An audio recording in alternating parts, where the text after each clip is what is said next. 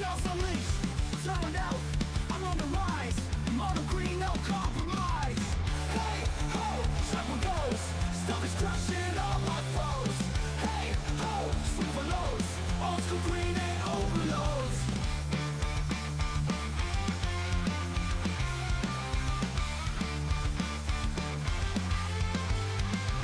Giant growth, pop it high. Swing with all, you're gonna die. Scratch, fight, feel the bite. Mono green, I win the fight. Hello, fellow old schoolers. Echo Greg here with another match. This is round 5 of the Guildhouse Summer event. Once again, a Swedish rule set, but with American reprints. Swiss style event, so pair one game every week. This is the final round of the Swiss. This is round 5. Coming into round 5, 2-2, so out of contention for the elimination rounds, playoffs, but still a chance to finish with a winning record and have some good games. So, as before with all the other events in this league, I've been on the Green Lightning deck. Again, mono green deck with a light red splash, just for 4 bolts in the main, and then Artifact Blast, Disintegrates, and Falling Stars in the sideboard. Artifact Blast there for the trouble artifacts like Trike, Book, Suchis, things like that. Disintegrates mostly there for the trolls, but also just help with some of the other more problematic creatures having extra burn and sometimes just extra reach for the opponent's face, and then Falling Star for the weenie matchups. Pixies, Tranquilities, and Dervish, pretty self-explanatory. You see those in most either green deck main or sideboards. In the main deck, again, this one, the Swedish event, so Suchis are in there because there's no mana burn. Also, I think Ernems are very good in the Swedish meta because lots of 4-drop or 4 power creatures in opponent's Suchis, Sarah Angels, Trikes, things like that, where the Ernem matches up pretty well against them. And then because I have the Ernems and the Suchis, I decided to try a Berserk package this time, so running the 3 Berserks in place of the normal land destruction, Ice Storms, and Crumbles that you see in most of the mono greens. So with that, well, let's get into the final round. I'm up against Matt, who is on a Twiddlevault Stasis deck.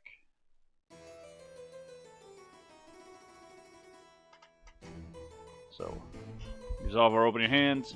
Matt won the roll, so he gets to go first. He opens with a factory. I go forest into Scubsprite and pass to him. Second turn, plays a Savannah and swings in for 2. So I play my own factory, attack for 1, and just pass to him.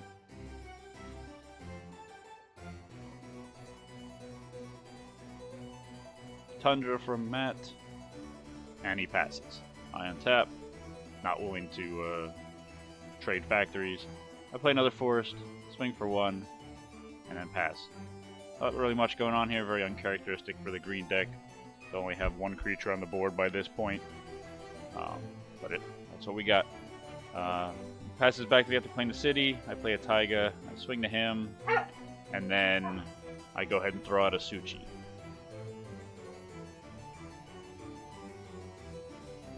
Alright, so no instant response. Matt plays another factory. That is going to allow him to trade with the Suchi at least. By having a factory pump itself and take the pump from the other one for 4. Matt passes back to me. I untap.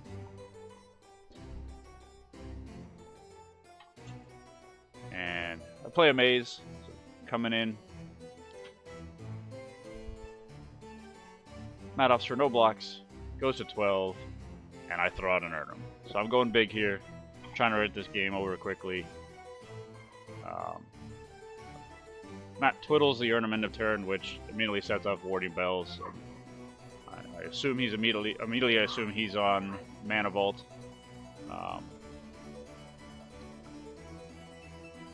So Matt's gonna activate both factories, attack in. I'll maze 1. He'll use it to pump the other for me at 15. He's gonna play a Mox, take a damage, and then Time Walk, which explains why he went into the attack. It's time walk turn. He's going to drop an island and an emerald, and then crack in for 4 again, and then regrowth that time walk. Take another damage at the time walk again, going to 10. So some impressive time-taking turns from Matt there, and nothing I can do about it. And here's where it gets ugly. So he drops a stasis. I am completely tapped out. So I just kind of have to wait it out at this point. Pass to Matt. He pays the stasis, draws. At this point, he's only got 1 blue left in the city. But there's a Sylvan Library, so that's going to help him keep digging, find that blue mana. I do get a strip mine, and I go ahead and strip that city, so that'll take out the stasis. So that is good for me. But at the end of his turn, he disenchants his own stasis, so I was going to die anyway. At least this time, he gets to take an untap. And unfortunately, I could have had the game closed up there had I been able to take it. And he's got another one, another stasis. So this is a beautiful little altar there. It's a chaos orb on the stasis. So, but again, got me locked under stasis for now. Nothing I can do. Draw, pass the turn. Matt pays for it, looking at his cards, figuring out what he wants to. Again, he has no other blue on the board right now, so he's just making sure. He's going to pay 8 life, dropping a 2. So he at this point cannot let me untap. If I untap, it is over. So he lets the stasis go, so I'm feeling pretty hopeful there. He was not able to bounce it or do anything with it, so his blue sources are all tapped. Picks the 1. He cannot take more than 1 card, but he's got a Lotus. So he cracks the Lotus, playing a Time Vault and a Twiddle. Cracks in for 4. He's got the Time Vault untapped, so he can take his extra turn. I'm at 7. So I've got at least 2 turns here. So if he draws any sort of... Yeah, there's the recall, pitches that, gets a Twiddle back. Gonna swing in for 3, putting me down to 4. Untaps, yeah, and he's got it. So brutal set of turns there. Excellent work. Locked me under the stasis and being able to take enough turns on his end that I really couldn't do anything. So we go to sideboard. Getting ready for game 2 here. I'm bringing in the artifact blasts. Usually some of the key ways that you slow down the Twiddlevault decks is obviously if you can take out the vaults, that's good, but the Howling Mine is what really kills you. All the extra cards they draw when they take all their extra turns really helps them draw things and keep it going. So bringing those in, I do bring in the Tranquilities because Tranquility and the Stasis usually not all that helpful. I can't do it at instant speed, so he's going to get an untapped turn 2, and I'm going to tap out to do it, so I'll probably just run myself back into another stasis when I do that. So I don't board those in. We'll see if that ends up being a mistake or not. But I will be on the play, which is good. Get some damage in, hopefully be able to limit what he can do. It'd be really nice to get a couple scavenger folk, have them be able to do their stuff. Alright, so looking at our cards, keep Pendelhaven into an elf. Always a good start for the green deck. Ramp you out, get some damage if you don't have anything else to do with it, and Pendelhaven, again, one of the best cards in the deck. So, dropping a city, swinging in for 1, and then taking a damage, 2 scavenger folks. So there we go. Got the scavenger folks. Got a chance to keep his artifacts under control, prevent him from really doing anything crazy. He just plays a Trop and passes. Again, he's got a factory, so I'm going to leave 1 scavenger folk back to take it out if he activates it. I'm attacking with the elf and the scavenger folk, and Pendelhaven pumping for 3, and putting him to 16, and I'm taking another damage, 18 for a green from my city to play a scavenger folk. Or sorry, a scrub sprites. So Matt untaps, plays a Tundra, and passes back to me. So I'm going to do the same thing, swinging for 3 this time, keeping that scavenger folk back to blow up factory if he activates it. But in response to my attack, or Matt is going to twiddle and activate, but I've got a bolt. So, and then pump, doing 4 damage, putting Matt down to 12, myself to 17 with the city damage.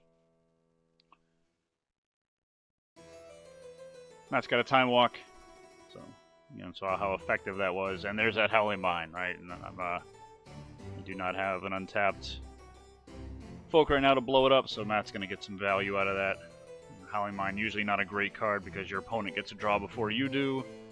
But if you can time walk or do other time taking turn shenanigans, it's very helpful. So I got the Stasis. I get to draw. There's nothing. Matt takes his turn. Does not get another blue source. So the Stasis will die and he will not get his untap. So that's good. I did get a scavenger folk. So,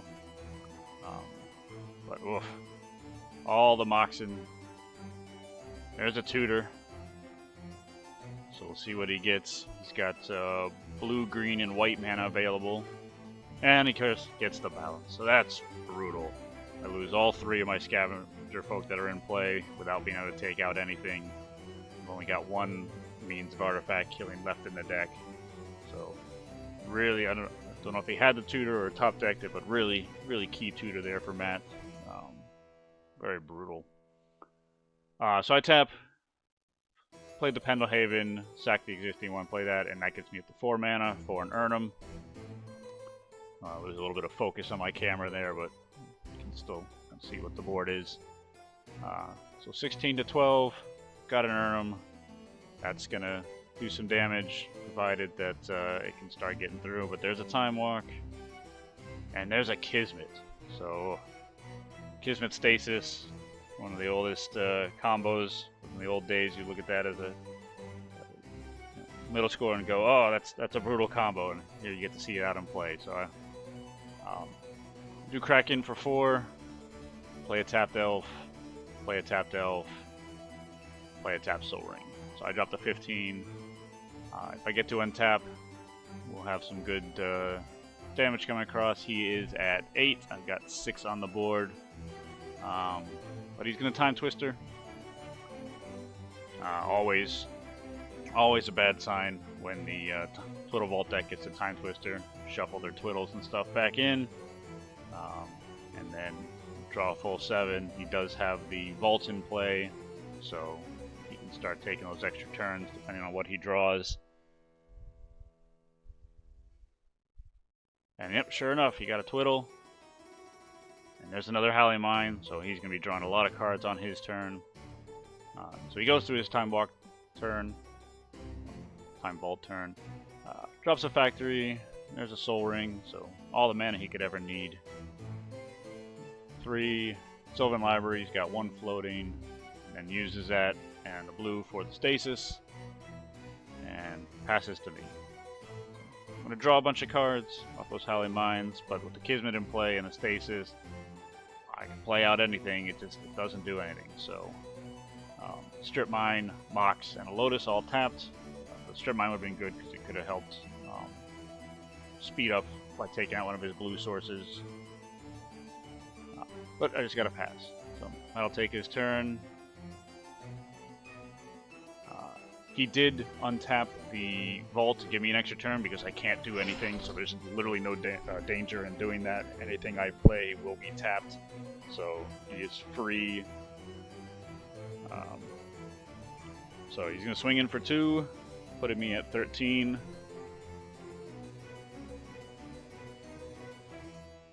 Then he passes to me.